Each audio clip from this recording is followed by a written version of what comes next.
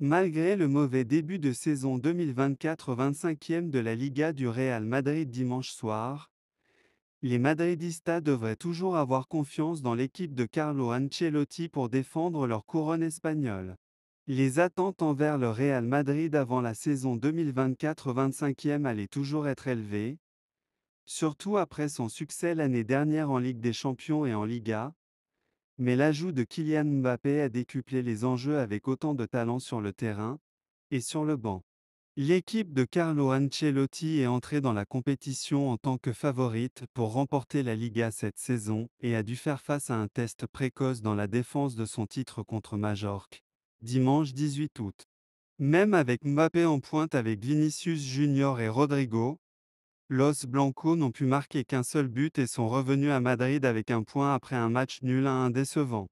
Inévitablement, le mauvais début de saison du Real Madrid a suscité de nombreuses critiques, y compris de la part d'Ancelotti lui-même, mais il existe encore de nombreuses raisons de ne pas paniquer après une seule performance médiocre malgré le match nul affreux du Real Madrid contre Majorque, une équipe qui a terminé 15e de la Liga la saison dernière.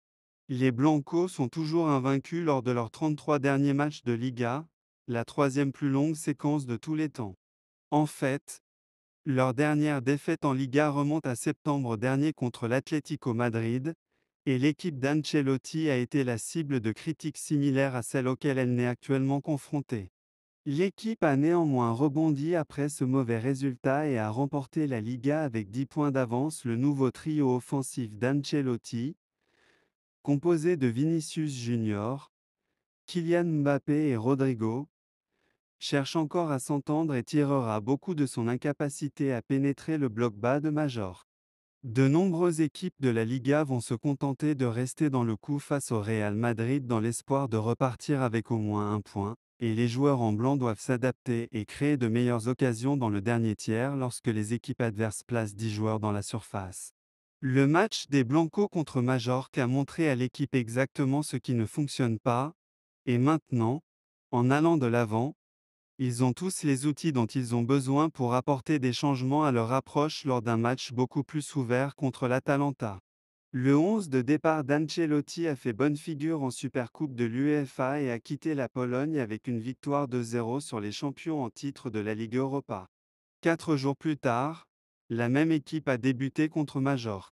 Bien sûr, les meilleurs joueurs du monde doivent être capables de jouer dans des conditions aussi rapides, mais la moitié de l'effectif du Real Madrid n'est arrivé à l'entraînement que quelques jours avant la Supercoupe de l'UEFA après avoir représenté son pays cet été à l'Euro 2024 et à la Copa América 2024.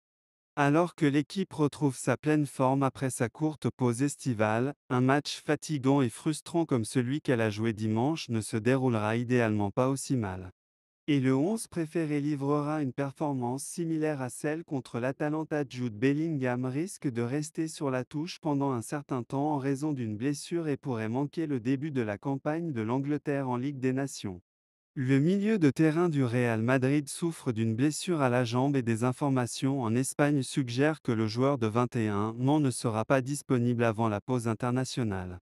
Le club espagnol a déclaré vendredi, suite aux examens effectués aujourd'hui sur Jude Bellingham par l'équipe médicale du Real Madrid, le joueur a été diagnostiqué avec une lésion du muscle plantaire de la jambe droite. Son évolution sera surveillée.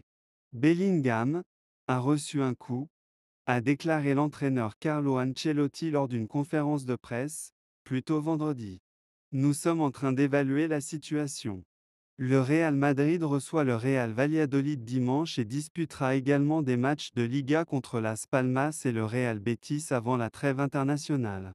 L'Angleterre débutera sa campagne de Ligue des Nations sous la direction de Lee Carsley, entraîneur intérimaire, en déplacement en République d'Irlande le 7 septembre avant de recevoir la Finlande à Wembley 3 jours.